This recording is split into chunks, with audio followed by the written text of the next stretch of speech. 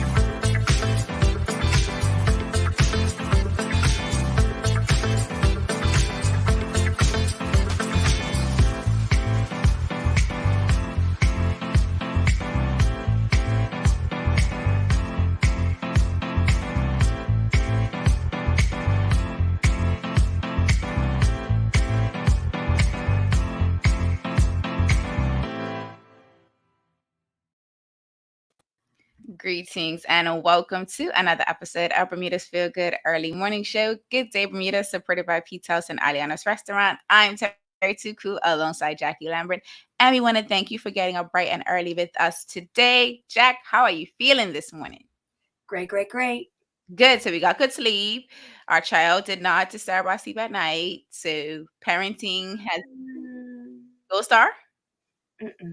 Okay, well, I tried, y'all. I tried. She had to sleep in her crate last night. She decided to pee my bed. Oh no. So not only did she mess up her own bed, now she's messed up your bed. Yep, so she has lost all privileges. Okay, so she is grounded. Okay, so for all you puppy parents, you probably know what Jacky is going through. I am not a puppy parent, so I do not know about these antics. But if you are a puppy parent, or even if you have another pet that has caused some ruckus in your house, let us know in the comments. And we do want to let you know that if you haven't already, go ahead and share today's episode wherever you're watching, because Jacky and I are definitely ready to bring you some feel good vibes this morning. Our feel good topic of the day, we're actually going to be talking about the importance of goalkeepers to the game of football with Coach Dashun Cooper of Bermuda Goalkeeping Academy. And I'm actually just going to stop right there and say for the rest of the show, I'll probably just call him Coop or Coach Coop, because today is the first time I've actually said his first name ever in life. But as you know, we had the conversation yesterday about football, so we're actually going to be continuing that conversation today, and that's definitely something you want to engage with us on, especially if you are someone who loves the game of football, whether you like to play it or watch it. And later on in today's show, you're actually going to get a chance to test your knowledge against Jacky during our Feel Good Vibe of the day, which is Trivia Time with Terri. And we have some news about that particular segment, so make sure you stick around for that later on. Now, to get you started and warmed up for today's episode, we actually wanted to talk about favorite football players. Who are your favorite football players, whether locally or internationally? And tell us why they are your favorite player. But before we answer that, Jack, we have a question for you.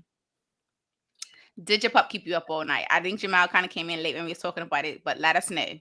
I wouldn't say all night, but I felt guilty, so I got up and I let her out to use the bathroom a few times because I was like, please don't pee in your crate, because that's just one more thing I have to clean. I got up a few times to let her out, but like my face isn't showing exhaustion. It's more showing like she's sitting in her crate right now. I've let her out, I fed her, and I put her right back in. Like she needs to know that that's not okay. And right Absolutely now, it's more so concerned about like, am I being too harsh? You are not. Well, actually, I can't say because I'm not a puppy parent. So if you are a parent of an animal, is Jacky being too hard? Is she being okay to discipline her pup who has not only messed up her own bed, she's messed up Jacky's bed, and now she's in the crate, and we're hoping, fingers crossed, she doesn't mess up the crate. And I want to say good morning to Sean Smith, and those of you that are watching us. If you're just joining us, we're actually going to be talking about favorite football players. So let us know your favorite local and international football players and why. Jack, I know you have to have someone. I do, but nobody knows. I don't know if any, like most people know who she is. She's young. I feel like that doesn't matter. Okay, so one of my friends, Latoya Outerbridge, she has a daughter that plays, and her name is Daly Outerbridge, and she plays for Village, but she also plays for what is the young women's Bermuda? It's Whatever. We'll come back to it once I get all the correct information. But she's amazing. I've watched her. She fights hard. Most girls, when you watch them, they're like a little scared to get rough. No, she gets right in there with the boys. She's rougher than the boys. She's not afraid to score. She's gonna be wicked. I've watched her train. She puts in the hours. She's going from playing 2 games at North Village to playing up nationals or even playing for her school. Like she loves it. So to watch her love it and then put in the effort, you know how they say talent can only take you so far and then discipline takes you the rest. She has it all. She has it all. And how old is she? 11. Okay, so she's got a good bit of time to continue to build on that talent and that discipline that she already has. That sounds amazing. And it's actually going to be good when we have the conversation with the women's committee of BFA to talk about, some of these players and the potential that those players have. Coming back to your puppy story, Jack, so Jamal says, you're afraid to discipline Star. I love it. Guilt trip. Definitely. So Jamal's seen pictures of her. He's seen her face, and it's so sweet. And so when she gets in trouble, she does this thing. Like I put her nose in, and I did it with my last dog. Put her nose in. I told her no. I smacked her. But then she looks at me like, I'm sorry, mommy, I didn't know. And then she'll run underneath my bed, and she'll stay there. And then she'll come out, and she'll lick me, and she's just so lovey. And it's like, okay, is she playing? Because she's brilliant. She's very smart. So she'll do this thing I'm like, I know you're playing me and you're doing such a good job. Well, they do say, the puppy eyes, these little bashful eyes will definitely get you every single time. And Jason Shirley says that puppy training is the most exhausting. Mine is 1 year and 4 months and still has accidents. Just have to be consistent with discipline and training. So you're doing a good job. Mine Don't is give up on the training. Months. She's only 4 months. That's why I'm like, am I being too harsh? But at the same time, when we have children, you have to be consistent and smack them. But they get to a certain age where they talk back, right? So you know what's happening. Whereas she always does the same thing. She comes to me, she licks me, she talks. That's her version of talking. And I have to try to decipher. I'm still learning her cues as to when she has to use the bathroom. So I follow her all the time, but most times it's to do nothing. It's cold, it's like 56 degrees outside. We're freezing. Right. Use the bathroom or we're going back inside. No time to lollygig. We do not have time to lollygig. I want to say good morning to Karen Simmons. If you're just joining us, our first warm-up question of the morning is, who is your favorite football player, local or international, and why? Jackie shared hers, who is a local young lady. Daily Otterbridge? No, who's yours? Oh, I was going to answer, but I just wanted to make sure I got the young lady's name right. Daily Otterbridge. Daily Otterbridge. Yes. Okay. So mine, I'm so boring when it comes to football. I definitely picked the player that's popular at the time. And I don't really have a real reason why other than they played well. So someone that I enjoy watching, I'll say that. I don't really follow statistics and all of that good jazz. I just like the way that they play.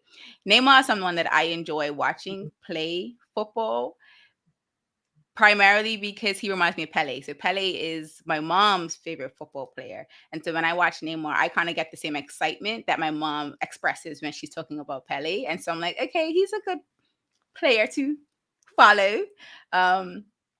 And I think when Brazil was having their good run in the World Cup, that also kind of added some fuel to the fire. But yeah, I think Neymar, if I'm thinking international, and then locally, I would have to say, I don't know. I think I like everyone that plays football locally, to be honest. Funny to me because when I think football, I also think of FIFA. And I used to listen to my ex-boyfriend and his friends play FIFA all the time. And I remember me and my bestie, the girlfriend of his best friend, we used to just go off, window shop on internet, and you used to always hear Kagwa, and we should just repeat it, Kagwa, Kagwa.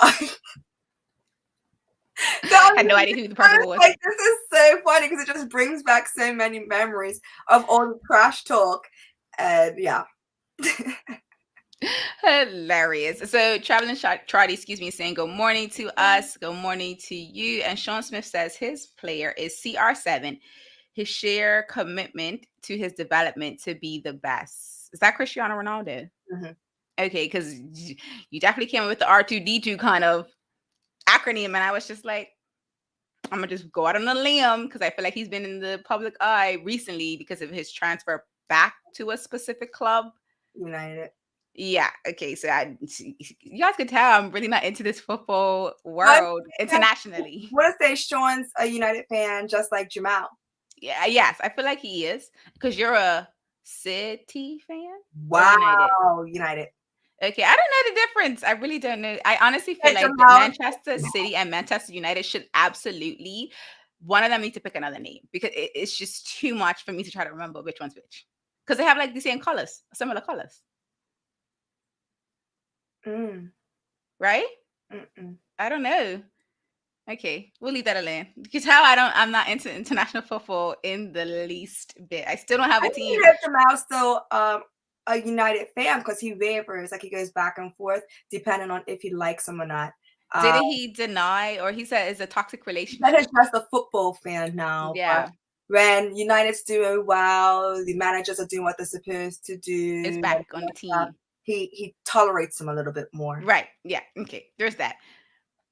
He says, so Sean Smith says Red Devils all day. Okay, I'm going to assume that that's what United are called. That's their little logo, animal, mascot. That's what I was looking for. I was like, what's the Red Devil? Janae is laughing at me because I really don't know. I really don't know. I don't know. Oh, okay. Jason says definitely not. One's red, United, and City is light blue. I thought they was the same thing. For me. I'll do better next time. Like a sky blue. Okay, so then I only really ever know United then. I've never really even seen City then because I only ever see the one that's red. So okay, I'm clear on who it is I see frequently, and it's United. All right, bang. And Jamal said it's the ownership as to why he is wavering in his support for United. So thank you for that clarification. As we wrap up this conversation, we're actually going to take a quick commercial break and then we'll be back with our guest of the day.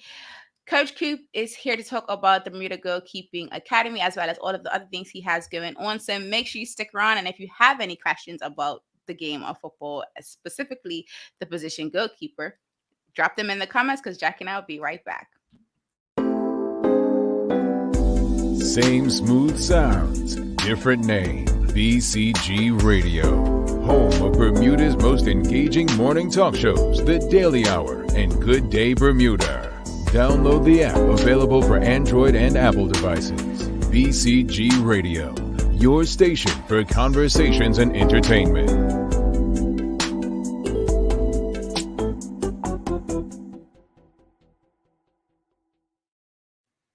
Welcome back to Good Day Bermuda, supported by Pizza House and Aliana's Restaurant. I'm Terri Tuku alongside Jacky. Lambert. If you're just joining us, please take a minute to share this episode wherever you are watching because we're about to transition to our feel-good topic of the day. We are discussing the importance of goalkeepers to the game of football with Coach Coop of the Bermuda Goalkeeping Academy, and we need you to help us welcome Coop into the conversation by dropping your favorite good morning emoji as well as the football. We did that yesterday for Mark Way. We're going to do it again today for Coach Coop. So without further ado, good morning to you, Coach Coop. Good morning, guys. Great to be on. Thanks for the invite. You are most welcome. Now, we're actually going to start this off with similar to my blunder of the fact that, most people only really know or focus on the popular position, i.e. the striker or the person that's getting the goals. And not many people run towards being a goalkeeper or even want to be in that position. They want to be on the field and possibly scoring goals. Why did you choose the position of being a goalkeeper? Basically, when I was little, it was this thing where like the fat kid goes and go, and I was the fat kid. And but I kept doing it, and it turned out that I was actually pretty good at it. So I stuck with it, and turns out I really liked it. So I just continued with it. Perfect. So I was talking to a friend last night, and they were just like, "Oh, who do you have on the show tomorrow?" It's like Coach Cooper, like the goalkeeper, blah blah blah. And there's just like there's an ongoing joke with people that play football that goalkeepers are crazy because who wants to have somebody 5 feet away from them striking the ball as hard as they can at their face? Like, who does that? So do you consider yourself one of the crazies? Like, is it adrenaline rush? What is it? I mean, it has a lot of truth to it. I mean, you do have to be a different type of person to want to stand there for 90 plus minutes and have somebody shoot at you like that. So it's a lot of truth towards it. But more to it than just taking shots for 90 minutes. Like you have to be crazy resilient. You have to be crazy brave, and obviously just generally crazy. So how many years experience do you have playing this position versus being a coach? So I started playing when I was about 5 or 6. I'm 28 now, so over 20. Well, let's say I got serious with goalkeeping around 10 or 12. Mm-hmm. So like just over 12, 15 odd years. And I started coaching in 2010, 2011. So just over 10 years as a coach now. So yeah. And why the transition to being a coach? Because, you're still relatively young. And so there's possibly still the opportunity for you to play the position for a club or on a team. So why start now with the coaching aspect? Yeah. So basically what had happened was when I was in college, I had to take a year off of playing just to kind of catch up with school and just life and stuff. And when I came back, I had the opportunity to coach. Coach Bascom and Coach Whitehead at the time had a camp going on at Bernard Park, and they needed some help, and I needed a way back into the game, and yeah, that's where it all started for me, and especially within my coaching career. So I started coaching when I was going 18, and yeah, after that summer, coach had asked me to come on board with the club at the time, and yeah, just been doing it since then. Before we get to our next question, Jack, I have this comment from Jason Shirley that I want to bring in. I have to bring it in. He says, Hood need a keeper on Saturday. Come back, Coach Cube. So there's definitely people that still need keepers. You won't get your results in time to play. Shh. Sorry. You weren't trying to put that out there, but so it goes. Sorry. Back to you, Jack. Can you hear us? You look confused. No, I think I just got cut off just now, so I didn't see the question either. Okay, so let me bring it back because we have to have this moment. So Jason Shirley said that Hood need a keeper on Saturday, so they need you to come back home. And we were just giggling about the fact that keepers are always needed. They're like the one position on the team that if you don't have a backup, everyone's like, so what now? So this being said, how do we get more people to want to join the crazy group of being a goalkeeper? Like, how do you make it more enticing? Make it fun, really. So I mean, so with the academy, when I do camps and sessions, just trying to make it as fun as possible. I mean, what sells the position for me is how it feels to make a save. The reactions you get from the coaches, from the person who shot the ball, from your teammates, stuff like that. It's a great feeling. It's a great feeling. So to make it fun, I think would entice more people to want to play the position. But I think with that, and I think why some kids or some people don't want to play in goal is, number one, they don't know how to, and then number two, I don't think they have anyone to help them learn the position. And if you have that, then it won't be a real desire or want to want to continue with the position. So that's an excellent answer. And so to even just talk about that, because so yesterday we spoke to the president of BFA, and I mentioned that we went to this retreat. They invited the president and the secretaries to go to this retreat. And one of the things that they presented was the technical structure of the team. And this was like mind blowing to me because I was like, okay, yeah, the coach. Okay, yeah, sure. We know that. Assistant coach. Yeah. All right, cool. Team manager. Also, we know that's obvious. They had goalkeeper coach. And that to me blew my mind, because I'm like, I mean, it's one person. It's one position. So why can you speak to like the importance of having the special coach on the team specifically to help the goalkeeper during match day, prior to match day, and all of that good jazz? Definitely. So, obviously, since the game was created, the positions changed, and the demands of it has changed. And if you look at the position, if you look at the game and its requirements, um, it requires something different than outfield players, and even more so, not even just the technical or the tactical side, but I think the emotional and the social side, and obviously the mental side. So I think goalkeeping coaching is really important for not only the technical aspects, obviously catching, diving, stuff like that, how to take a cross, how to strike the ball, things like that, but mentally as well. So it's been a lot of instances where you might have a goalkeeper who had a bad game, and they just need somebody to put an arm around them and say, hey, it's don't worry, it's okay. And not just somebody to do that, but somebody that understands the position and things like that.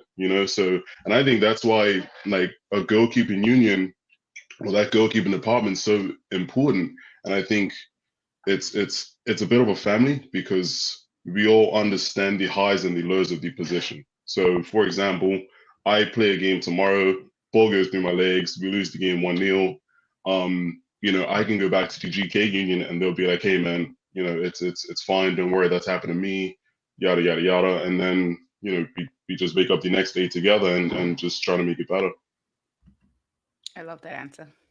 Yeah, because I was going to ask a question about, because in football, there are a lot of moving pieces. At the end of the day, you guys are the last force to, keep the goals Yeah. out, save the team. But how do you keep your heads level while having all that pressure? Because I watch football games. I hear how the people talk to the goalkeepers when they move. Yeah, damn, you're trash. How you let that girl go through? So how do you deal with all that outside noise, your inside noise, and be able to anticipate where your opponent's going to try and put the ball? Yeah, so that's a great point. I mean, and that's obviously something that I went through my entire youth career, and obviously my senior career as well. And obviously now when I play, I think the best way that I've dealt with it now, and luckily I'm in a point in my life where I know myself, and more importantly, I like myself. So when I hear outside noises or just noise, I think it's really easy for me to deflect it or to take it on board, laugh at it, and then reject it. So, for example, my last game, I played for BAA. We played St. David's before coming out to England.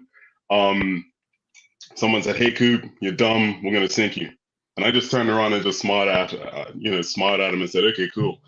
And then we went on to win 1-0, right? So, yeah, but just and I think that's a really important piece as well. So going back to what I can't remember her name, but she said that we're crazy, but we have to have a crazy resilience, and for things like that, and like in a way, we have to be mentally unstable, but we also have to be mentally stable for things like that. So I can easily reset after mistakes.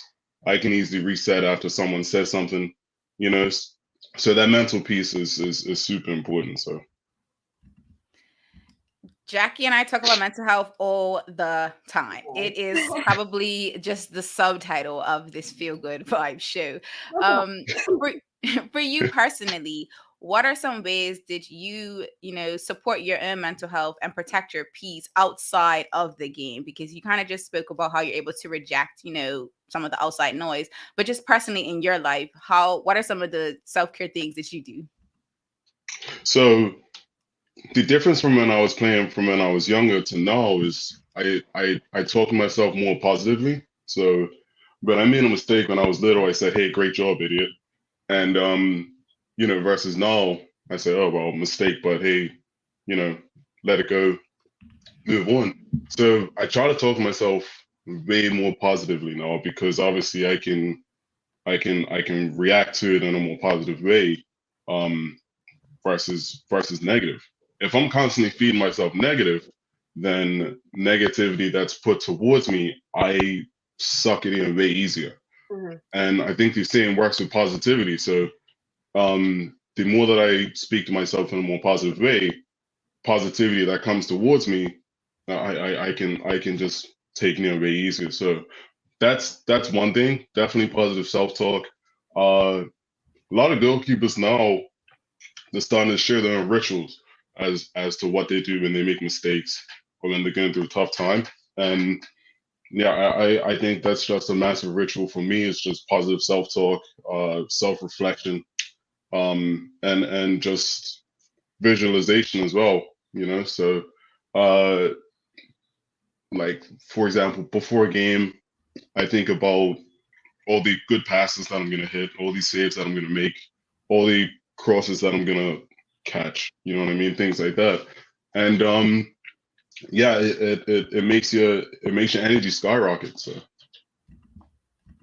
I absolutely love the answer. I'm like, I love the visualization piece too, because I think that yeah, helps with like, seeing yourself in a successful manner. And then, I love it it, because as a coach, to know oneself and to be able to teach the young ones, that's what they need to learn at a younger age, so that they're not dealing with it as an adult like us. exactly. Yeah, and like that's one thing that I do with within the goalkeeping like especially during camps, during sessions, stuff like that. I make sure to tell the little ones like you have to like don't get so caught up on making mistakes. Like don't get frustrated. And I tell them the reality is you have to make all of those mistakes when you're that young, Mhm. versus being my age and making those mistakes now. And not only in a, like I said, in a learning piece for technical, but a learning piece for mental.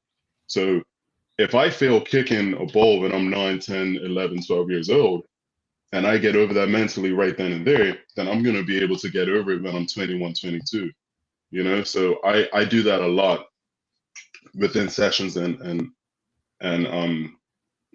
like just little stuff like that. It's massive for the little ones. So I think it's great. And it's great to hear that you're doing it at that younger age. So even what you just spoke about, like how you had your own negative self-talk at those ages, to kind of call yourself an idiot or those type of things, like to kind of tell them like, hey, that's not the way to talk about yourself, one, but then two, it also doesn't help you build your skill set as a keeper. So it's kind of like it goes hand in hand for you to be able to share that experience. And we know when we were younger, it was like, all right, whatever, oh man.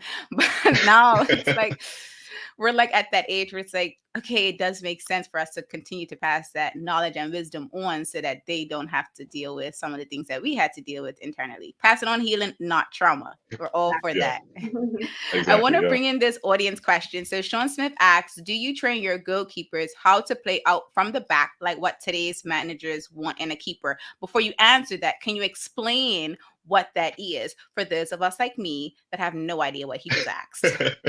Basically, first of all, Sean, great question. Great question. I was hoping someone would ask that, and I wanted to talk about it as well. So basically, Terry, playing on the back is basically when you pass the ball back to the goalkeeper.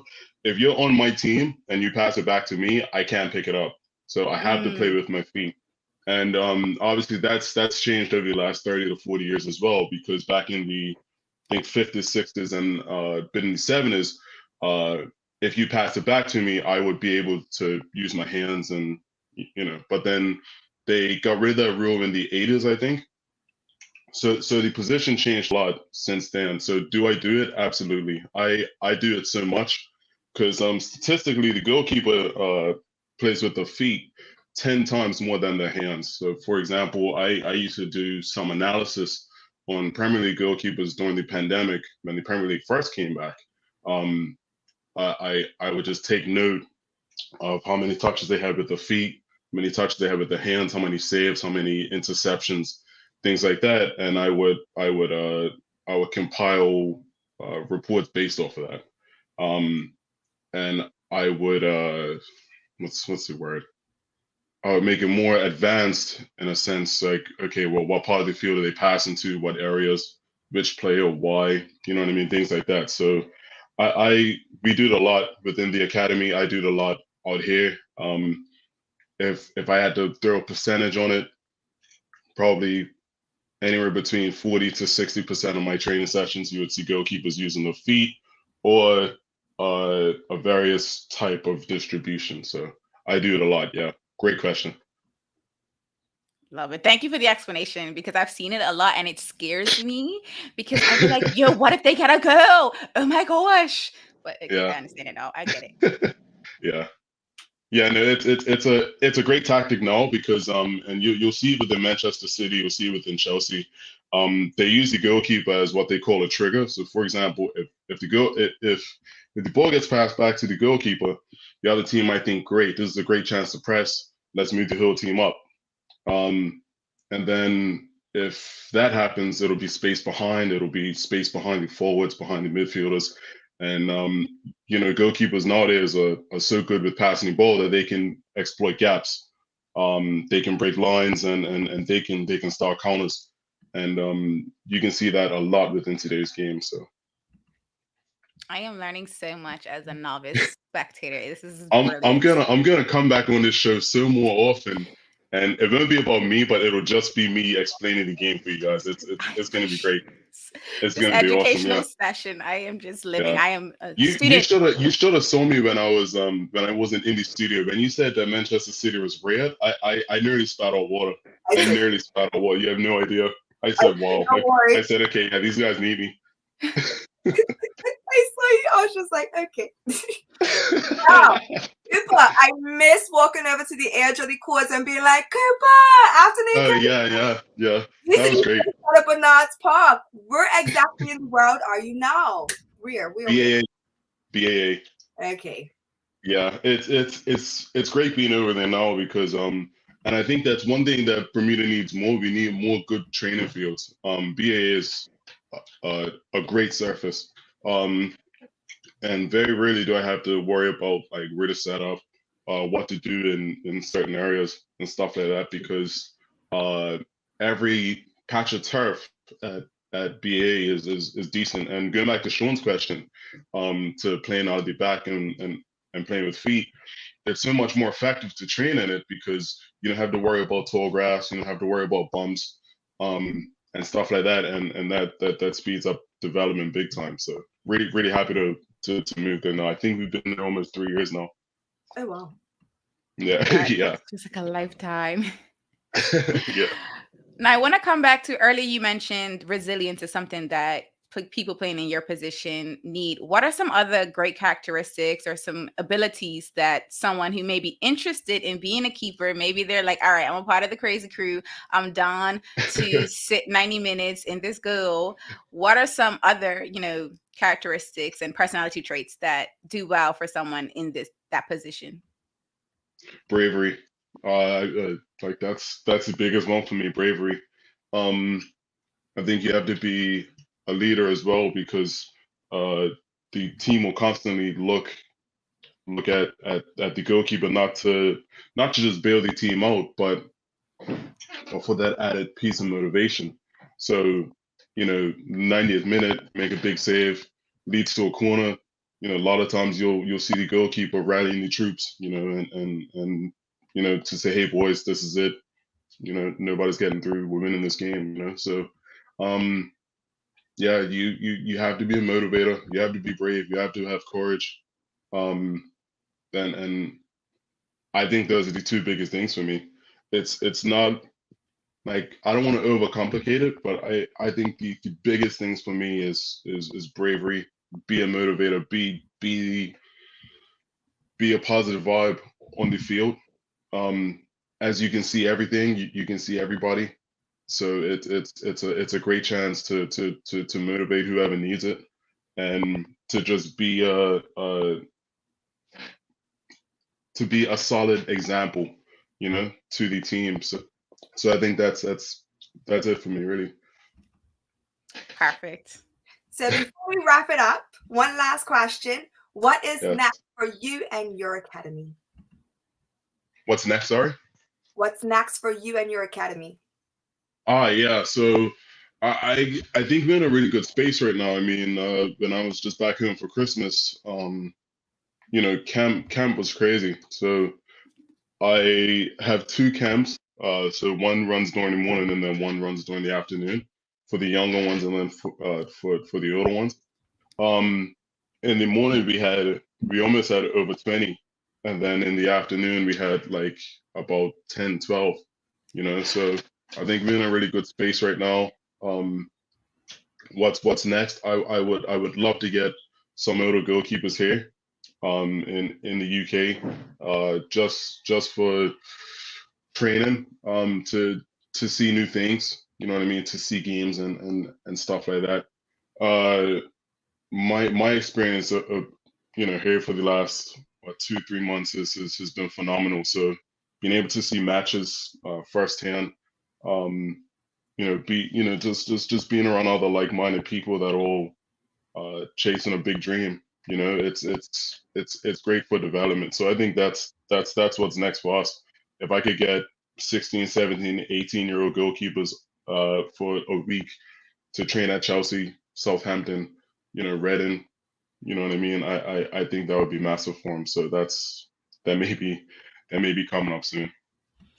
We love it. And we know there are probably some parents that are watching this episode that are probably waiting for the chance to send their child overseas to, get that player development in on another level, international level. So once again, Coop, I want to thank you for joining us this morning.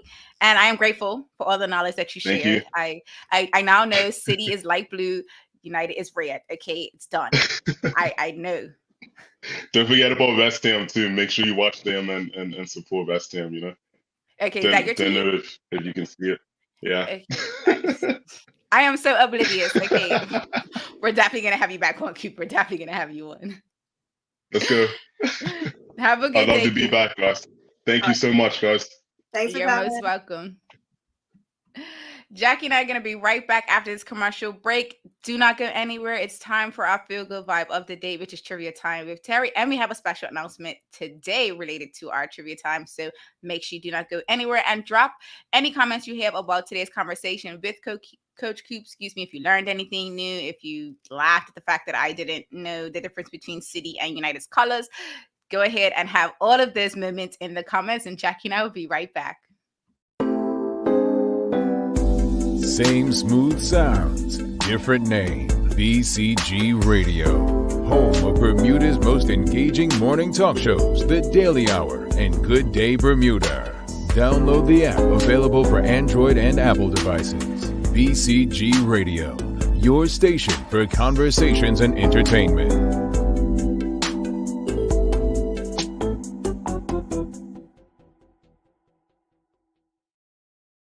Welcome back to Good Day Bermuda, supported by Pizza House and Adiana's Restaurant. I'm Terri Tuku alongside Jackie Lambert. If you're just joining us, we're getting ready for our Feel Good Vibe of the day, which is Trivia Time with Terri. But before we get into that, Jackie, what were your thoughts on our conversation with Coach? I love it. Yes, we used to when I used to when I used to go and teach tennis over at Victor Scott, he was one of the assistant teachers. So I used to hang out with him over there all the time. So to have him on the show and to pick his brain, obviously we want to have him back and pick some more, but it's a feel good conversation. I feel good about it. Absolutely. He's trying to fill a void in a shortage of goalkeepers with his passion. And I love it. When it comes to this comment from Janae, she says, banter fuels me as a player. Yes, you need that confidence in yourself to shake it up. And I think that was something that was like a key that he shared when it comes to, the youth development, because, it is easy for us to kind of fall into the negative self-talk and just like fall into that negative space. But I think, his advice on it was very solid. And I'm hoping that anyone that's watching this shares it with a young player, whether they're a goalkeeper or another one of the field or just positions. Everyday general life, because absolutely talk trash regardless. How that part. So trivia time with Terri. So typically when we do the trivia time, we invite you to try to beat Jackie in an effort to win something. So we have something special coming up and planned for our 1-year anniversary. So those of you that have already beat Jackie with your answers are already eligible to be a part of that. But for those of you that are just watching for the first time and you've never participated in Trivia Time with Terri to beat Jackie, here is your reminder. Here's your incentive, because we have something coming for you guys in June. So make sure you try your best to beat Jacky at the trivia time. And I'm going to bring up the email address that you need to email if you beat Jacky with your response. So today we're doing movies, TV shows, and Guess Who. So we're going to start off easy to warm everybody up. So get your fingers ready. Guess Who? Which actor said this in The Nutty Professor? Sherman. Eddie Murphy, he played everybody. You sure did. He played. Yeah, I loved that movie. Hercules. I feel like we're gonna watch that movie now. That should definitely be something you guys watch. We should do a Netflix watch party. Is it still on Netflix? They take everything off. Well, that's true. They do. They have contracts. Moving swiftly along, though. Movie. This one's a movie. This is so easy. This movie depicted the first Jamaican bobsled team. Cool Runnings. And I was like, yo, does she not know? No, because I was gonna say, kiss the egg. Kiss the lucky egg. The audience is definitely getting it. Sanka, you're dead. The audience got the first one, and then Janae got it as well. I didn't know which line I would have used. But Sanka, you're dead is my favorite. Whenever somebody's like hungry, I'm like, Sanka, you're dead.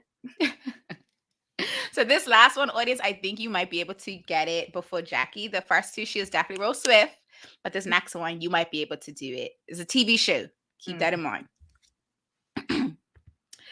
TJ Henderson, who is the main character, one of the main characters, is a 10-year-old genius who went to high school much earlier than his peers. What is the name of the TV show? TJ Henderson, a 10-year-old genius who went to high school much earlier than his peers. Oh, Janae got it.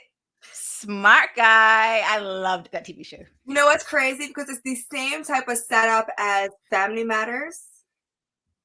And yes, it is. Mm-hmm. I just couldn't get Family Matters out of my head. And I'm like, get that out. Not it, but it's the same house.